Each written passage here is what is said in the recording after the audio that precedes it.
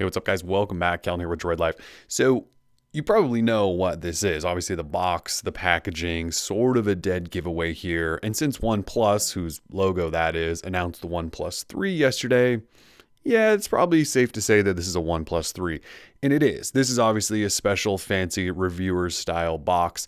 But we're going to unbox it and we're going to start talking more about it. The unveiling was yesterday. We've now got one in house. We're going to put it through our paces, our review, our style, tell you guys what we think about it. So again, let's get it started here. This is our OnePlus 3 unboxing. So in case you guys missed any of the coverage yesterday, we've got specs at the site, pricing, availability, all of that stuff. I'll try to walk through that as we're doing this unboxing. But yeah, this is the OnePlus 3. So again, this is a special box. This isn't going to be what you get when you order the $400 phone. So let's go ahead and slide this out and see what OnePlus has sent us here. Sliding. I mean, this box it's pretty massive. All right, so sort of classic OnePlus styling here. This is, I believe, the VR headset.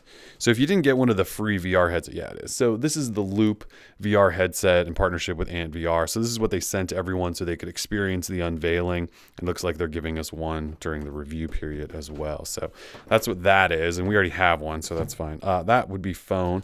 This looks like a stack of their cases. So this year, instead of offering you, sandstone or different colors and textures and things like that, they're basically just giving you cases that you can put outside of the phone. So the phone comes sort of an aluminum, gray style back. And then if you want to dress it up, and if you are a big fan of the sandstone, which we are, they do give you options to buy these on their website, and they're available for order right now.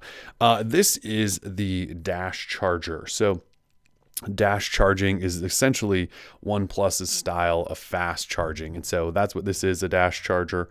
Or maybe it's a secondary dash charger. So I'm hoping one comes in the box. This is a dash charge car charger. So dash charge car charger. I guess I could read the box there, and it does actually say that. But let's get to the phone. This is what you guys really care about.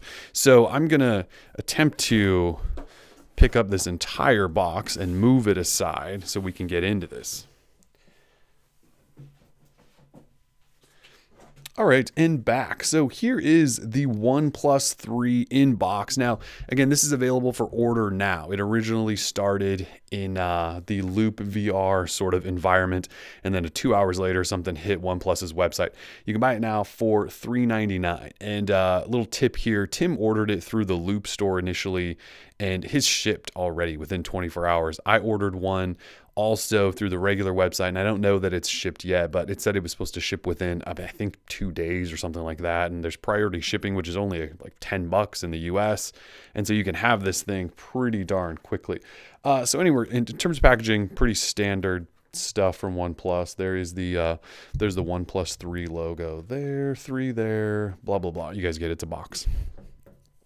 So let's shimmy this out. I will say OnePlus always does a really nice job with packaging. Okay, so here's the phone. Set that down and see what else is inside the box here. So OnePlus 3, tip that over, and just looks like a little card thanking us. Oh, yep, Carl Pei, one of the co-founders, thanking us. So here is a dash charger. So it does come in the box with a dash charger. So this is their version of fast charging.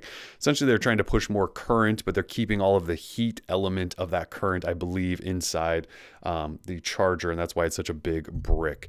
And so they're thinking you can charge faster without causing overheating and your phone getting really hot. And it should also be able to charge faster while you're playing a game or watching a movie, doing something intense on your phone. This is USB Type-C, but this is their own sort of proprietary charging system, I do believe. So I don't know that your normal fast charger is going to work with this, although we can always test that and things like that. But dash charging, you're probably going to need this little brick right here in order to experience that ultra fast charging. So, but they do give you one in the box, so that's good.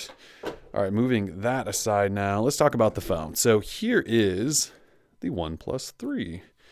Let's pull stickers off. I'm sorry if you guys don't like it that I always pull these stickers off in the video, but they just drive me nuts. Other stuff, which I am not going to read. And there is a little screen protector, which I will pull off. and hopefully it doesn't take me an hour here on video. There we go. All right, so there is the phone. I can't help but think that this looks a lot like an HTC One M9, but it is what it is. It's a sleek looking phone. So this is obviously the sort of gray and black aluminum. There is also a white and gold version as well. This is all that's available to start. They're going to add the gold version later on. So let's power on here and fire up that and start talking about specs and things like that. So OnePlus, powered by Android. Obviously, it's got all of Google's software and things like that on it. We'll let that boot animation roll. So we've got a Qualcomm Snapdragon 820 processor inside. That's obviously Qualcomm's newest and greatest, and should be powerful enough. It powers all the other flagships of the moment. It does have 6 gig of RAM, which may seem overkill, but whatever, we're processing more, doing more on our phones, more RAM the better, right? On the front though, 5.5-inch 1080p display. So not quad HD. It is an AMOLED though. It's actually an optic AMOLED if you want to get really fancy with it, but it is it's 1080p, so full HD, not quad HD. And it's kind of funny, they launched the phone in VR, and we typically think when you're using a cell phone for VR, you want quad HD, you want more pixels and things like that, and then they ship a phone with 1080p, whatever. It's kind of hilarious, but either way, 1080p. I'm not a huge, I guess I should say I don't have any issue with it being 1080p. That should help in battery life. Our eyes tend to be fine with 1080p. We're not going to be seeing a bunch of pixels in this thing. I also really love the fact that they went AMOLED this time. So it has 64 gig of internal storage, no micro SD slot, but that is UFS 2.0 storage, so it should be really, really fast. We have a 16 megapixel camera here on the back, optically image stabilized, also has phase detect, autofocus, and electronic stabilization, I believe, as well. So the camera should be plenty fast. It is a camera hump though. So you do have a little bit of a hump there, which, we're not huge fans of, but it is what it is. We've seen enough humps on phones. I think we're just sort of used to them at this point. Obviously, you have a flash right there.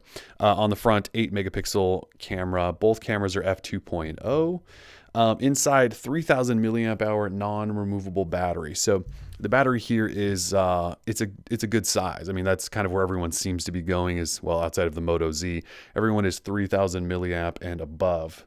But they were able to keep this really, really thin with that battery. So it is only 7.35 millimeters thick. So it's a pretty thin phone, but does have a 3,000 milliamp hour battery inside. So should have plenty of juice, especially with that 1080p display. You have Android 6.0.1 Marshmallow on the inside, Oxygen OS over top of it. But Oxygen OS, if you're not familiar, is a lot like Motorola's take on Android, where it's not really a skin. It's basically they take a stock, clean, pure Android, and then they apply features that they think actually might that you might actually enjoy or might actually add to the experience. Let me just see if I can skip all of this stuff and get right into the phone so I can show you a bit here of Oxygen OS. Skip. Yep, Google services are good. OnePlus, skip. Yay. Okay, so we should be in there now. All right, in terms of the rest of the specs, so you do have that USB Type-C port on the bottom. It's only USB 2.0 though, not 3.1. It's also not Qualcomm's quick charge, we don't believe, or any of that. It's like their own proprietary charging. You have a single speaker there, headphone jack on the bottom as well, and it's a pretty sexy underside, I will say, for a phone. Up top, absolutely nothing. On this left side over here, you do have a volume rocker, and then this, in case you're wondering, is a silence switch. So you can basically go into do not disturb mode just by clicking that all the way up. It's similar in a way to what the iPhone does with its silence switch, and it's one of those things I just wish more people would do. So I'm glad that OnePlus does it. They did it on the OnePlus 2 as well. On this right side, that is your power lock switch to get in and out of there. Let's see. You also have 802.11ac Wi-Fi, NFC this time. Yay! NFC returns to OnePlus phone. So if you're interested in Android Pay, you will obviously have access here. So NFC included. Thank you, OnePlus, so we don't have to talk about that. Dual nano SIMs in this, no water resistance, and it does only cost $399 for this. So really premium phone. Display so far, just first time seeing it here, looks really, really nice. Have a fingerprint sensor down here as well. Also keep in mind, you do have capacitive buttons or the fingerprint sensor, which doubles as a home button, but you can also switch this to on-screen buttons if you're one of those Android purists that would rather have on-screen buttons. So it's kind of whatever you want to do, and that's part of Oxygen OS. So, but just so you guys can see this here, it looks like stock Android. You jump into the settings, it looks like stock Android. But then you'll see the alert slider. You can customize some things there. There's some other customization with like icon packs, and they may even have some themes. But there's a dark mode. You can change the status bar, LED notifications. This is where you can tweak your buttons to go on screen. So if I just tap that, I now have on-screen buttons.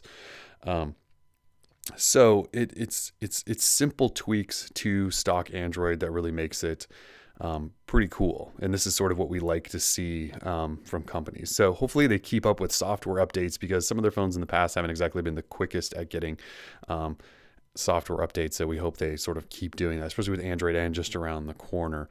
That's pretty much it for now. I mean, it's a pretty lengthy unboxing, but I did want to show you guys the phone, look at what the OS is. I forgot they also have the shelf software, which is sort of their version of, I don't really want to call it their version of Google Now, but in a way it kind of is. It shows frequently used apps, and you can do memos, and it shows the date, and I believe you can maybe even do some weather stuff over here. So they do have their own version, but you could obviously throw on Google Now launcher if you want. But for the most part, you know, this is the OnePlus 3, and there's definitely some stuff we want to play with, show you, and we'll have a full review before long. But if you guys have comments, questions, or want us to do anything in particular with this, we can certainly do that. Oh, before we completely close out here, let's just fire up the camera. It's supposed to be really fast. And let's take a picture of hand. That's pretty quick. Let's close out of it though. Oh, there we go. Home button, close out. Yeah, that's pretty quick. So obviously it's in a perfectly lit situation, and that's my hand, but we'll obviously test that more and figure out what else is going on there. Again, for now though, we are Droid Life. We're out. Peace.